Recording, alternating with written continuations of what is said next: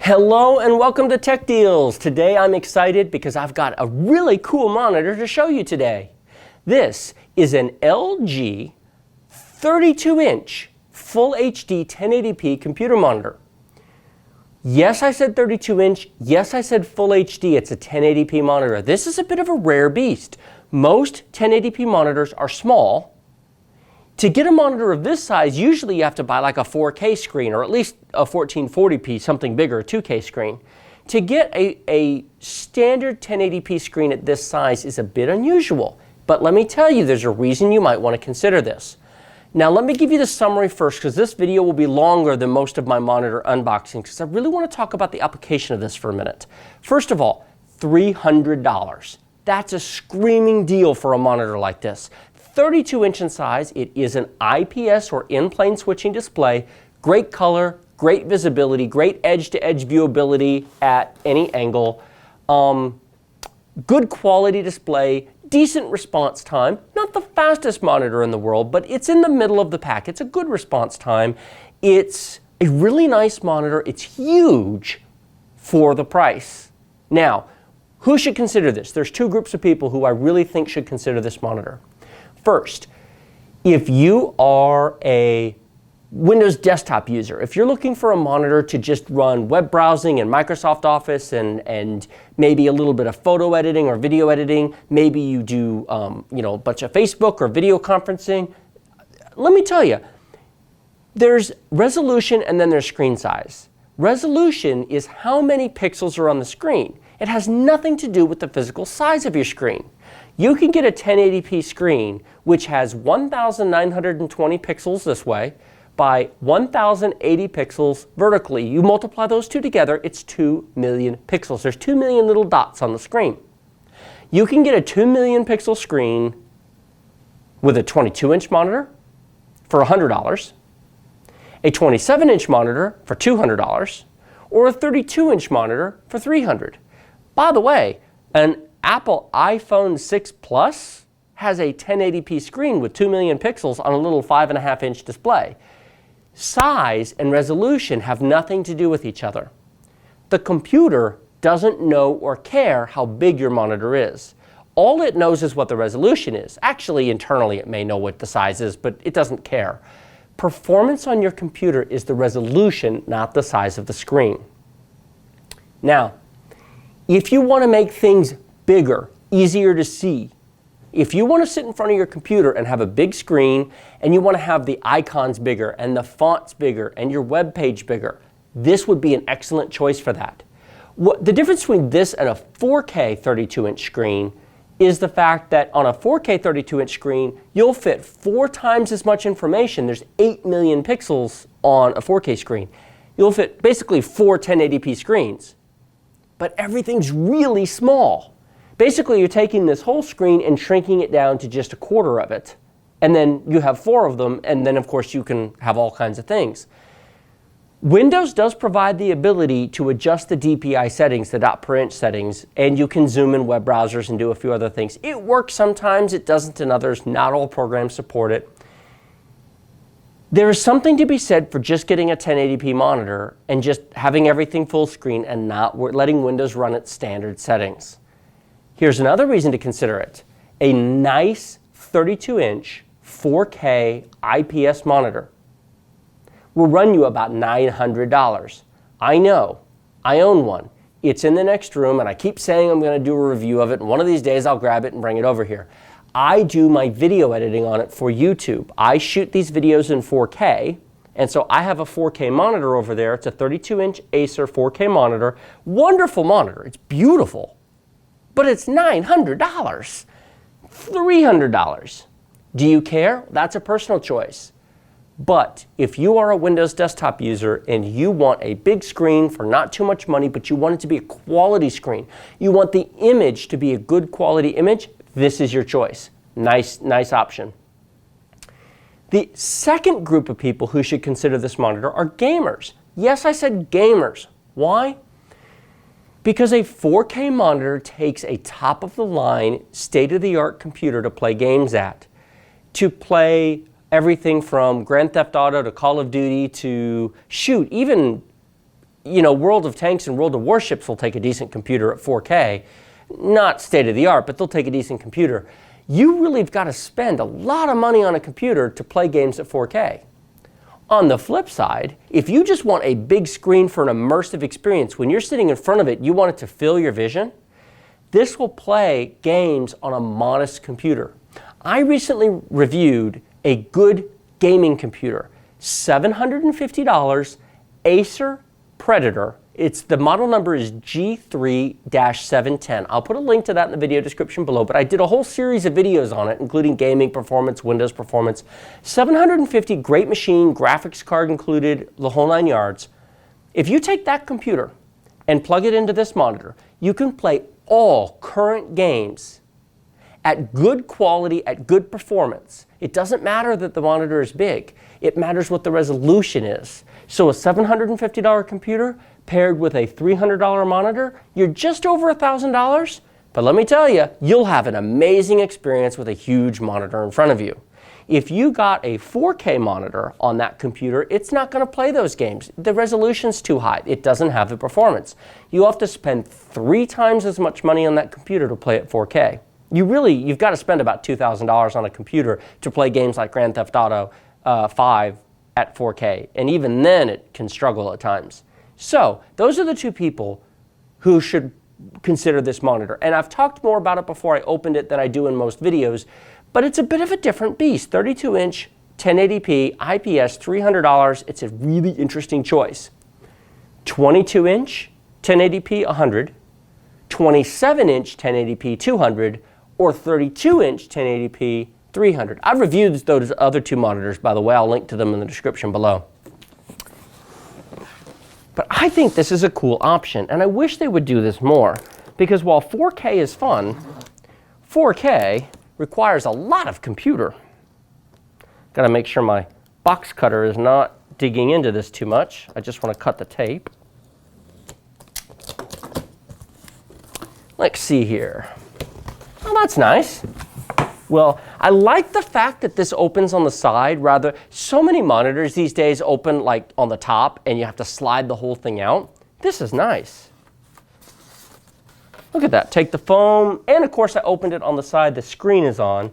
You know what I'm going to do? I'm going to set this here, and I'm going to turn the box this way. You always want to be careful when you unbox a monitor, because you want to make sure that the screen never touches anything.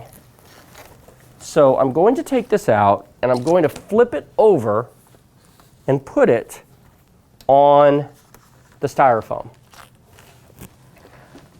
The flip side is, I could have simply closed this end up, flipped it over. It does open on the other side. What do we have down here? If I take this foam out, there's pockets there. By the way, save the box, save the foam. If you ever need to send it in for warranty support, or maybe you decide to sell it in the future, or you move, the safest and easiest way to move a monitor is in the original box. So I'll put that down for a minute. We've got our curved base, which I'll show you in a second. We've got our stand for the base. And we've got our CD and cable packet. I'll go ahead and take the box and get it off the desk. When you're dealing with a big monitor, you have a big box. But do save the box.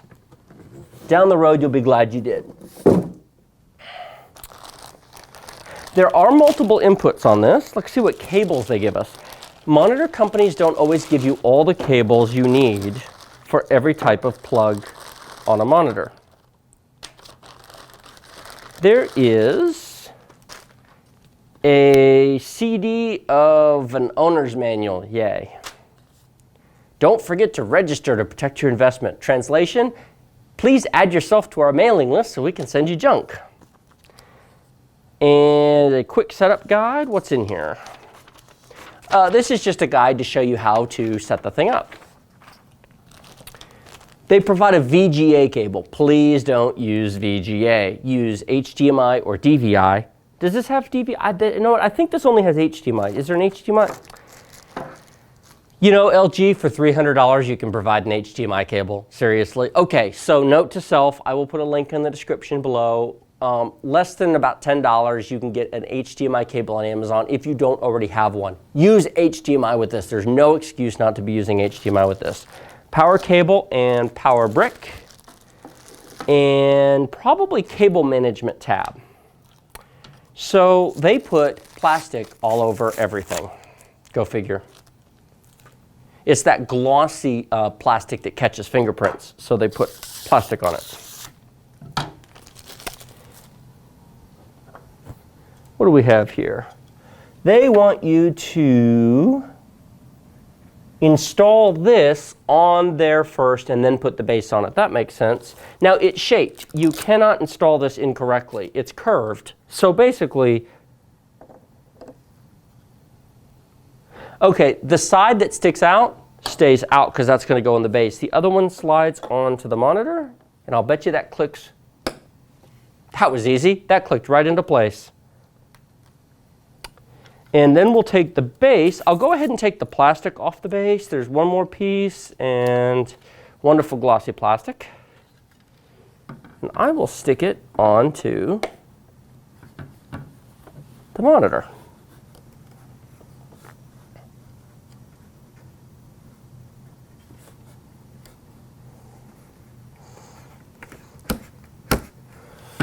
Does that snap on or screw? Okay, it screws on. There is not a Phillips head screwdriver, Phillips head screw on here. This is a, now there are grips to use your fingers, but get a flathead screwdriver. Although actually it's big enough I can do it this way. Okay, so the base is screwed on. So now what I'm going to do is stand it up upright very carefully. You notice that I still left the packing foam on it. There we go. We'll tilt it back to balance it. I'll put the styrofoam on there. We're protecting the screen. Anytime you're setting up a monitor like this, make sure you don't take off anything off the screen until you've got it set up properly.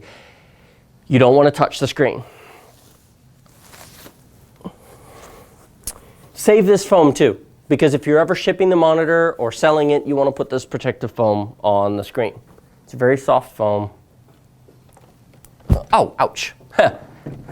It's drying here at the moment, and the monitor just shocked me.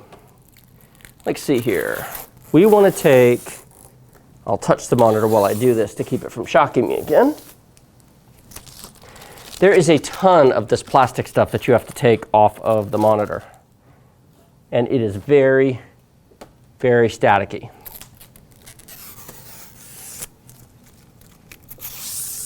There we go.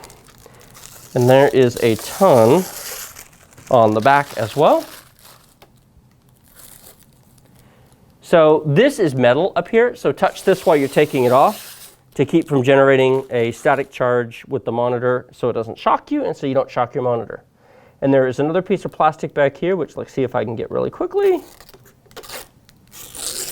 So do go over it and make sure you get all the plastic, and I'll toss that over there. Wow, look at the size of this thing. 20. Now it is reflective.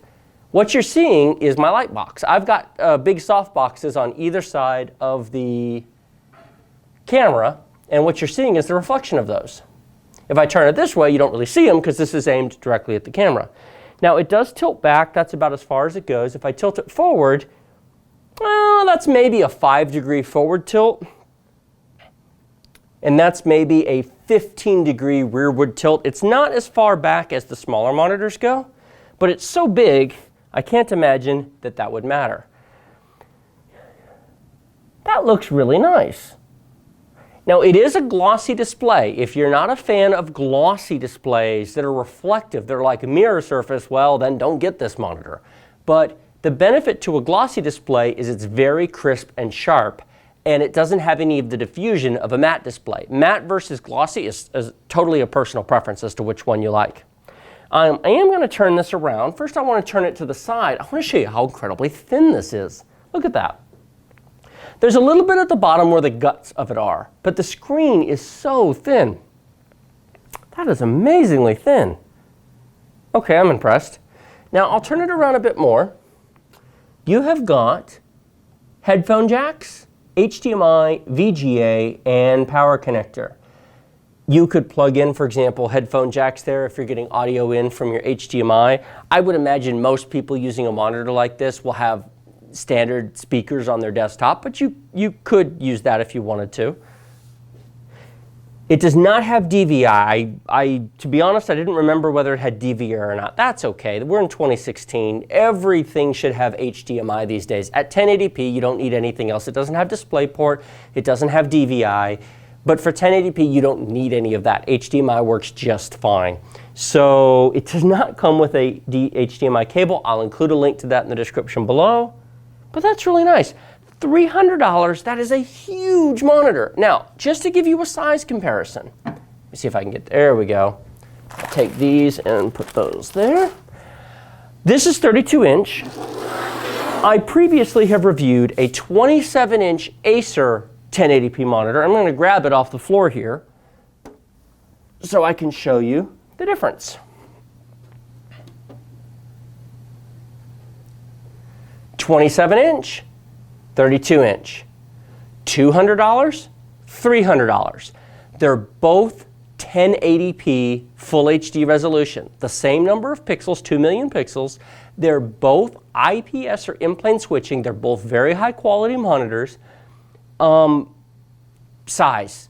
Do you want to spend more money to get a bigger, more immersive screen? That is totally a personal. I'll stand it back so I'm not standing in the middle where the break is. But this way you can see the size there against the backdrop and the size there against the backdrop. $200, $300. If you want to use Windows, have everything big and large, but don't want to spend a ton of money on a high-end computer, there's your thing. In fact, I'm going to keep this, and one of the reasons why I ordered this the day I found it is because when I do my computer performance reviews here, I do them all in 1080p because I have an HDMI splitter box under the desk which splits the output between two monitors so I can watch what I'm doing. And I previously had a 32-inch 1440p monitor here, but it's a bit of a waste because I was running it at 1080p. Now this monitor will sit here, and my 1440p monitor will go in the other room for benchmarking and testing. And there we go. So, did you like this video? Click like. Did you not? Well, that's okay. You know what to do. Remember to subscribe to my channel. The button is down there. Comments, questions, thoughts, feedback, suggestions, ideas, random thoughts. Comments below. If you have any specific questions about this, by all means, ask. I do read the comments and I do answer some of them. Now, if this video was helpful to you, if I provided you with enough information and presented to you an option that you think is worth considering, please use my links in the video description below. Full disclosure, they are referral links and I do get paid a small commission from Amazon when you use them. It does not change your price in any way. I was not sent this as a free sample. I bought this myself using my own money, and I am going to keep it because frankly, $300 for a 32-inch IPS display is a really good deal, and it's all I need for my product demonstrations here. It's a nice big screen that's easy for you to see what I'm doing when I do live demonstrations. I don't need to keep a 1440p monitor here. I think it's a good deal for that. So thank you very much for watching, and I will see you next time.